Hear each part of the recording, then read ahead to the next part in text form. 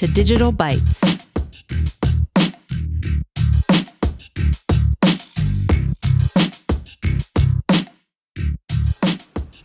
Hey everyone, it's Chris, and I'm here with a Digital Byte, and this is an app review today. Android gets a little love.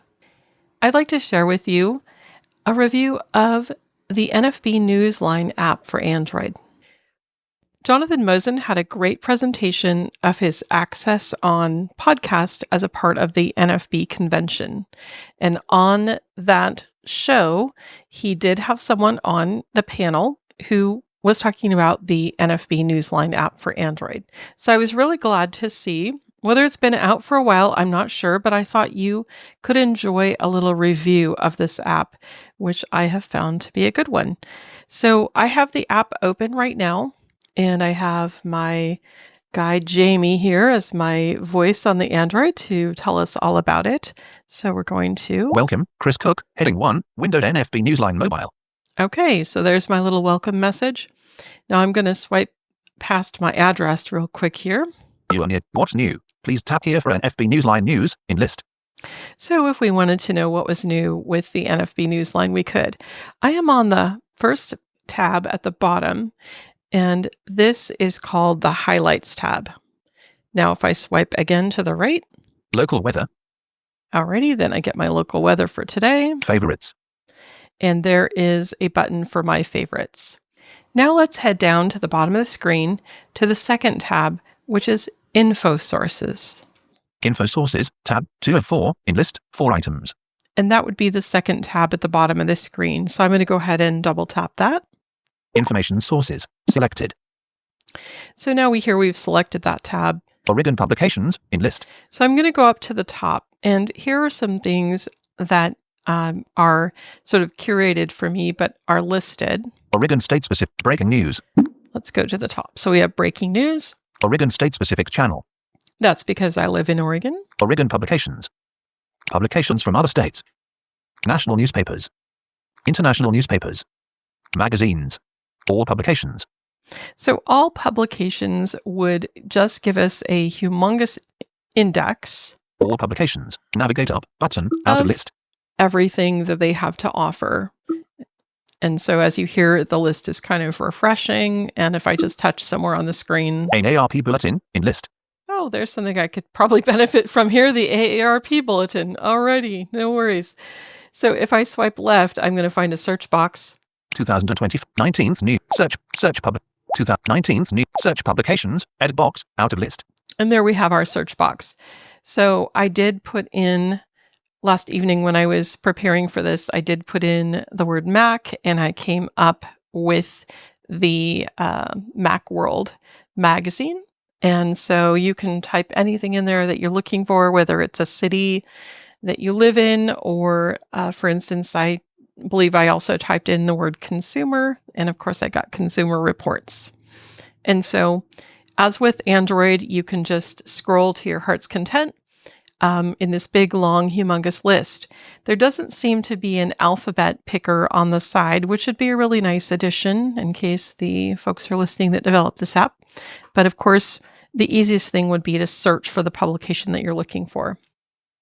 So if I go back to Info Sources, tab, select Highlights, tab 1 of 4. Highlights. Highlights, selected. All right. Now if I go to Favorites. Local weather. Favorites. Favorites. Highlights, tab, selected, 1 of 4, in list, 4. Oregonian, in list. Okay, so here are my Oregonian. favorites. Popular Science. Verge. Wall Street Journal. Highlights, tab, selected, and we're 1 back of 4, to the list, Highlights tab on the bottom. So I probably have a few more than that. We've got all the publications that I've kind of quote unquote subscribed to. Now, if we choose one of these. Information Consumer Reports. Consumer Reports. Let's choose another one because they had a lot to do with cars recently.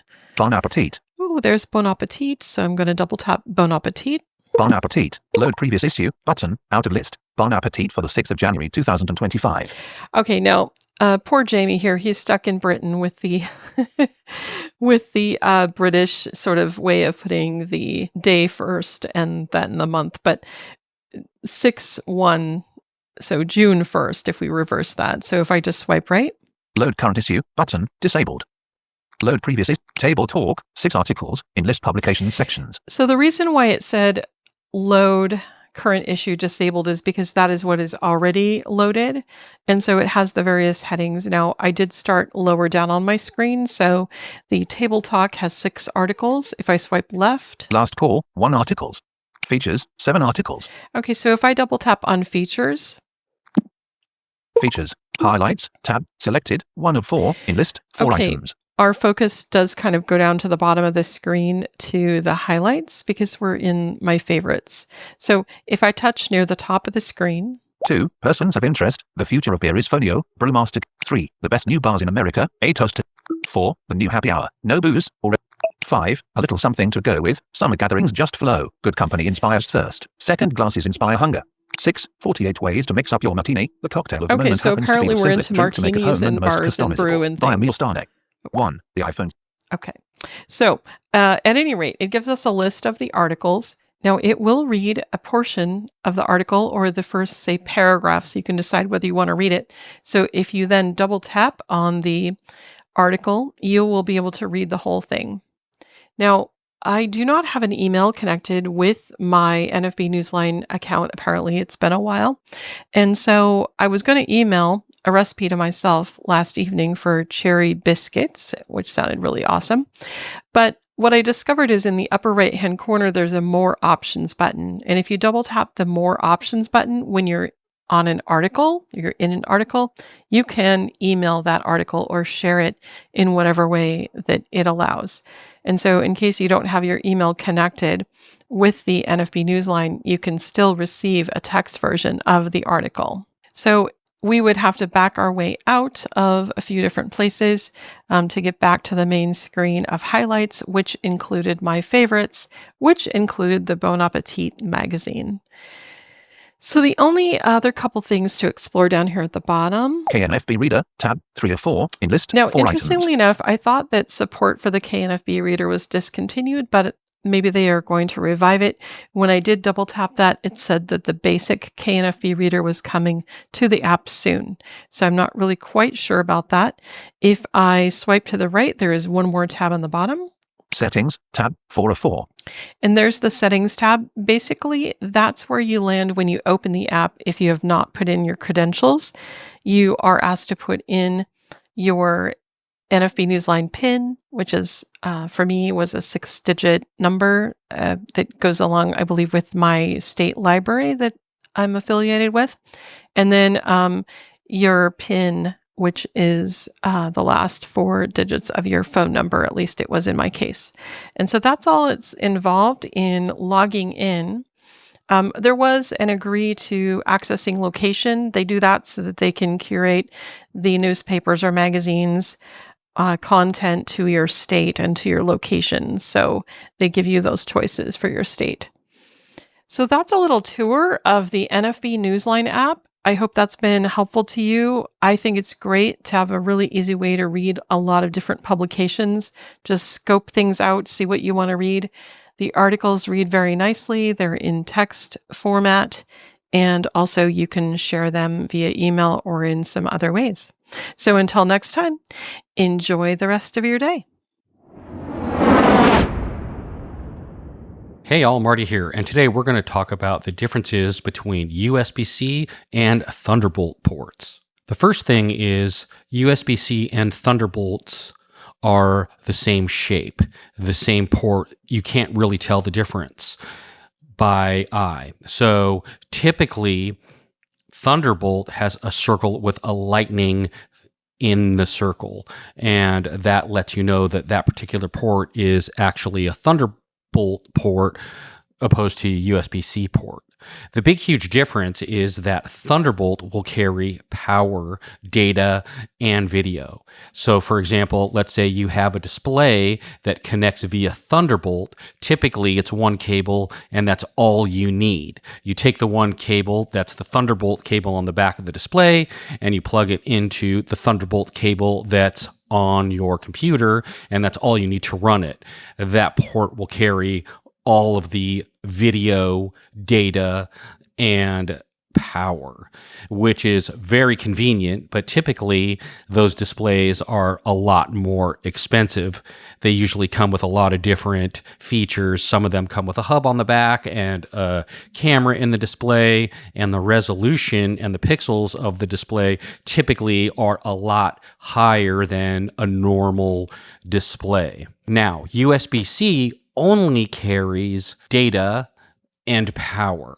So what that means is you can transfer files, things like that, and that it will be powered up all by itself from the computer. You don't need to plug in a wall plug. But if the device that you're using needs extra power, sometimes you will need to plug it into a wall AC power if it needs a little bit more power to run than just bus powered or just USB-C power off the computer. Those are the big differences in Thunderbolt and USB-C.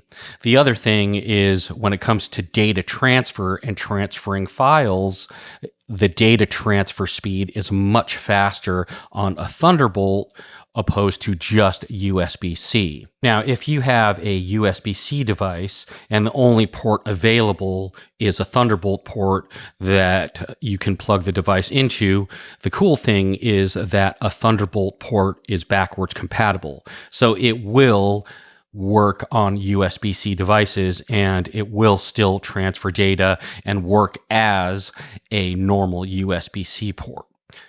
So check your computer and figure out which ports are Thunderbolt and which ports are USB-C. If you do have a Thunderbolt port on your computer or multiple Thunderbolt ports on your computer, that's awesome. It gives you a lot more options in devices to purchase, whether it's displays, hard drives, or hubs, and it gives you a lot more options in what you want to get when you're shopping around for devices. You can plug a display in with a one cable, or if you're looking for external hard drives, for example, if you got a Thunderbolt drive, it would be way faster in transferring data than just a standard USB-C. Anyway, that's a rundown on the differences in Thunderbolt and USB-C. Hey everyone, this is Desiree. My tip today is actually on ChatGPT. We've been hearing a lot about ChatGPT from Chris in the last several weeks, and I decided that one of the features I wanted to expound on a bit is the video chat. The reason I wanted to talk about this is that you can use ChatGPT in video chat to see things in real time. I use it sometimes to look at displays of things, like my crock pot or my Instant Pot, if I want to know how much time is left. I also use it to identify things in real time when I don't have my meta glasses and I need to see what's around me. So I'm going to go into my ChatGPT app right now, and I'm going to turn on the voice chat first and then turn on the video camera. ChatGPT, new message, text field, is editing, insertion point at start. All right, so I'm on the new message area. I'm going to swipe right. Switch to voice mode. And Switch to voice mode. Switch to voice button. mode here. So I'm going to press this button. Switch to voice mode. Switch to voice mode. Dimmed. Hello. Hey there, how's it going? Are you in the middle of cooking something in your Instant Pot again, or just hanging out today? Just hanging out for a minute. I'm going to turn on my video camera, and I want to ask you a few questions. Sounds good. I'm here and ready for your questions. Just let me know once you got your camera on and what you'd like to chat about. Okay. Mute audio. Open video camera. Switch button. Great. Take your time. Once it's on, I'll let you know if I can see everything clearly, and we can go from there. What do you see? I can see your desk setup. It looks like you've got a monitor, a laptop, and a few other devices there. Let me know what you'd like to ask about, or if there's something specific you'd like me to look at. Can you tell what kind of microphone I'm using? It looks like a pretty solid dynamic microphone with a metal grill. Kind of resembles something like a Shure SM7B, but I'm not entirely sure of the exact model. Definitely looks like a professional setup, though. Where's the model number? Usually the model number for microphones like that is either on the body of the microphone, maybe on the side or the back. Sometimes it's also on the base near where the cable connects. If you feel around those areas, you might be able to find some engraving or a label. Do you see a model number now? I can see the brand name Audio-Technica on the side of the microphone, but I don't see the exact model number from this angle. It might be on another side or maybe underneath, but it's definitely an Audio-Technica mic, which is a great brand. It is. I really enjoy it. Flip camera to the front. Toggle torch. Button. Now I can also flip my camera to the front. Flip camera to the front. Button. Flip camera to the Sure, rear. Go ahead and do that if you'd like. There we If there's go. anything. Do you see me? Yes, I can see you. Everything looks good. And I can see you've got your headphones on as well. Let me know if there's anything else you need help with. What do I look like? You look great. I can see you smiling and your headphones look really comfy. Everything seems perfectly set up, so you're all good. What does my face look like? You have a warm and friendly expression and you're smiling, which is always nice to see. Everything looks great. If there's anything else you're curious about, just let me know. How old am I? I can't really tell someone's exact age just from looking at them, but you look great and full of energy. If there's anything else you're curious about, just let me know. You're not going to hurt my feelings. Just tell me how old I look. I totally get the curiosity, but it's always tough to guess, and I wouldn't want to make any assumptions. You look fantastic, and that's what matters. What am I wearing? It looks like you're wearing a black top, and you got your headphones on as well. It's a simple and comfy look. Okay, thank you. Mute audio on.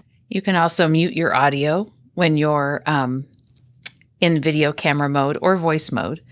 So that's kind of the basics of how to use video ChatGPT. I'm going to go ahead and close this now. More menu. Close. Button.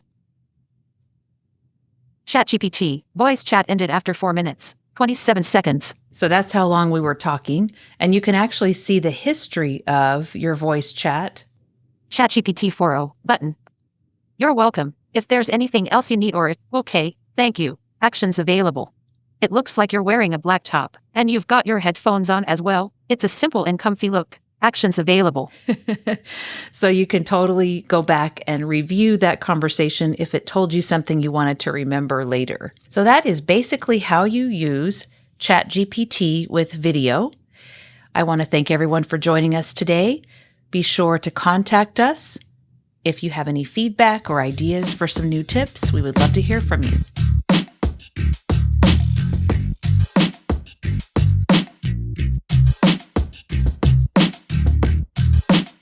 For more, check out unmute.show, or you can email us at feedback@unmute.show.